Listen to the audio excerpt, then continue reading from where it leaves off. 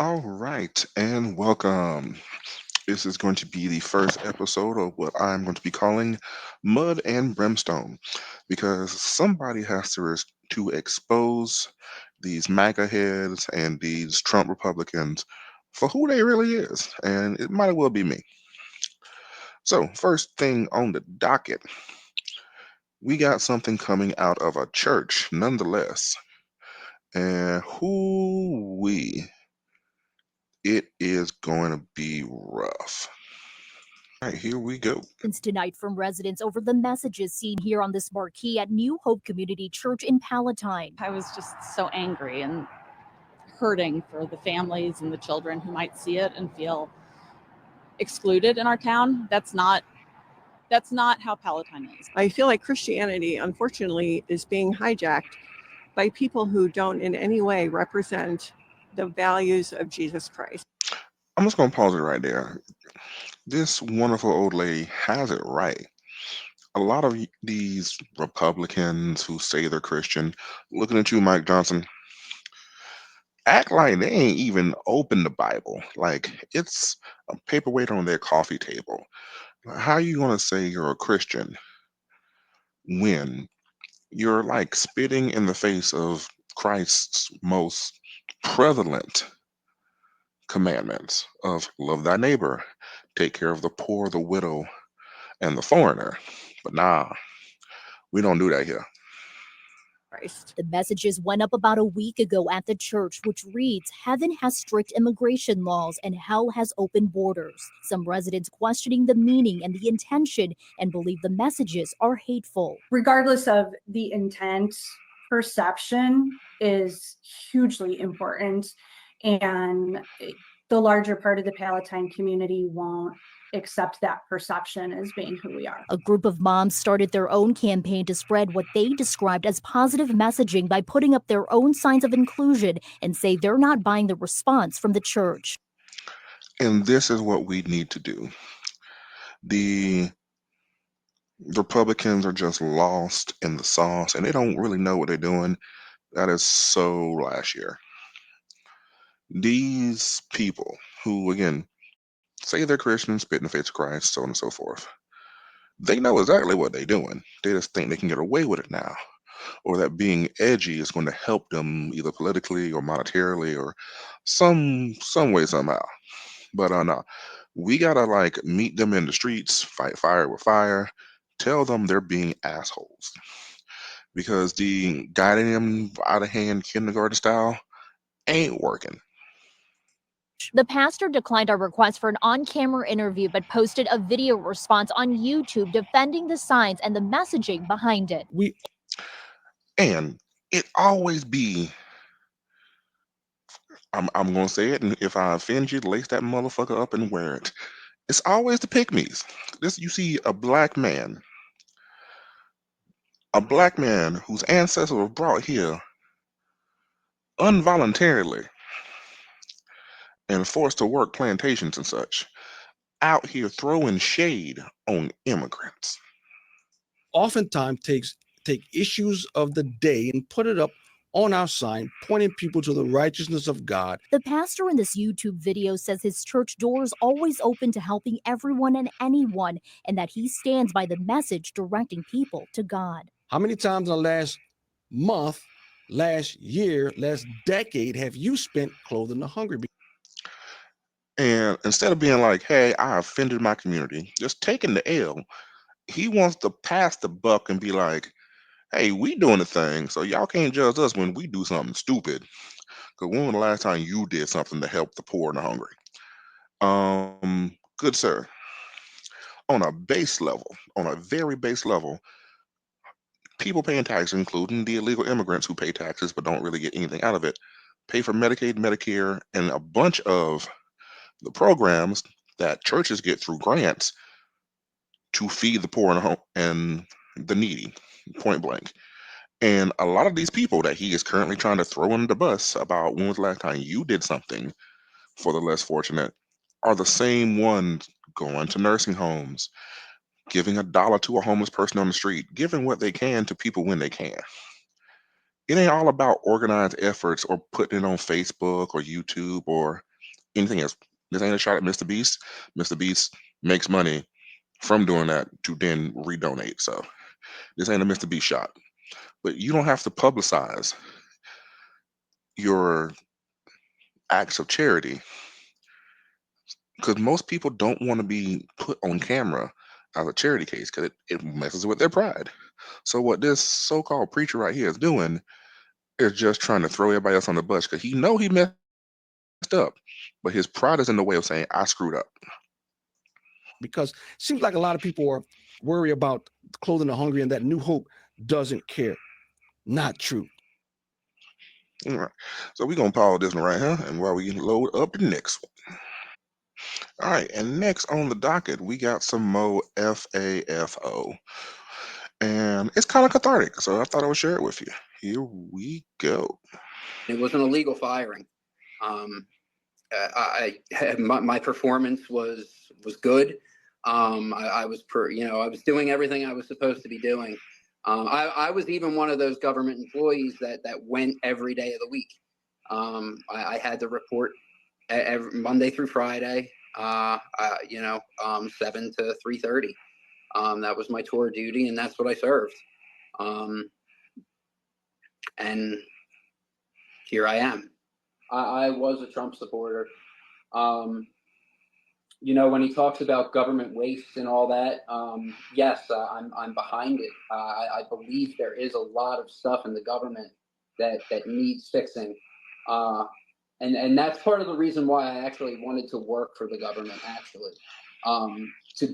to help change the things that are wrong in the world. Um, and I thought that someone with like his business acumen would have come in. Okay, so I got to stop it right there because old boy's digging himself a hole. I can't save him, but I can definitely comment on it. So, what we have here is a gentleman who I'm being graciously optimistic, generally thought that by voting for Mango Mussolini, he was going to help fix the waste, fraud, and abuse in the government system. A, if you look at Doge, most of their big ticket items that they said they did had to be retracted when everybody started fact checking them. A, so he already put his eggs in the wrong basket. B, this man obviously has not researched anything about Donald J. Trump because this man said Donald Trump has good business acumen. Donald Trump bankrupted a casino. That's like saying you bankrupted a KFC in the middle of fat camp. There's just some things that should be astronomically, if not completely impossible. And Donald Trump did it. Not once, but twice. So obviously this gentleman did not research the person he put his vote behind. He bought into the hype that is Donald Trump, the mythos of the business mogul of Donald Trump. And now he's paying for it. While any of us who decided to, just Google Donald Trump or look at his public business dealings or talk to some of the people who worked with him were informed quite rapidly that Donald Trump is farcical, is a expert liar, snake oil salesman to the nth degree. But he does not have very good business acumen at all. Come in with a fine tooth comb and actually found it instead of coming in with a wrecking ball and destroying people's lives for no reason. And yeah, that's the old dude's thing. He put his eggs in the wrong basket, and instead of chickens hopping out, velociraptors came out and ate his face. All right, moving on to our next segment. All right, so want to end on a little good note, something that stokes the flames of passion into my heart and gives me some hope that the the duped portion of the Republicans, the ones who just didn't read, didn't thought both sides were equally messed up or corrupt, and just hit the Republican button down the ballot because that's what they've always done. This video, at least a little bit, just like 3 microns, gives me some hope that those people, because I fully believe MAGA is completely gone. Like the hat wearing Trump flag strapped to the back of the truck people, they gone. Ain't no helping. Ain't no really helping them. They are deep in that Jim Jones Kool Aid. But some of these humans might be waking up and realizing that they got duped. Rising in the White House, and a man has declared himself our king. So I would like to know, rather, the people would like to know what you, congressmen, and your fellow congressmen are going to do to rein in the megalomaniac in the White House. I love her alliteration.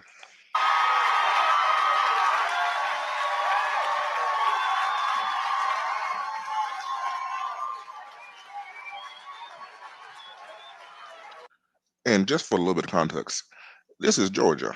Not only Georgia, this is Roswell, Georgia. Georgia, excuse me. If my notes tell me correct, Trump won this district with like 65, almost 70%. So this is a super red district. And as you're going to see right here, old boy is about to get raked over the coals by his own people.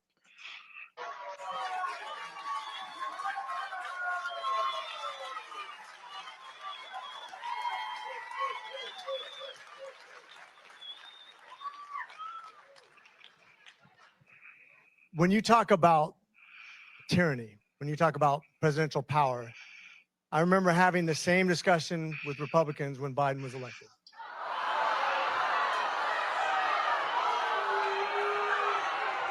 The funny thing is, you're sitting here and a lot of you would probably say those January 6s who are yelling just as loud as you, who are upset just like you. Okay, pause, flag on the play, however you want to flavor it. This man is comparing people who ransacked the halls of Congress,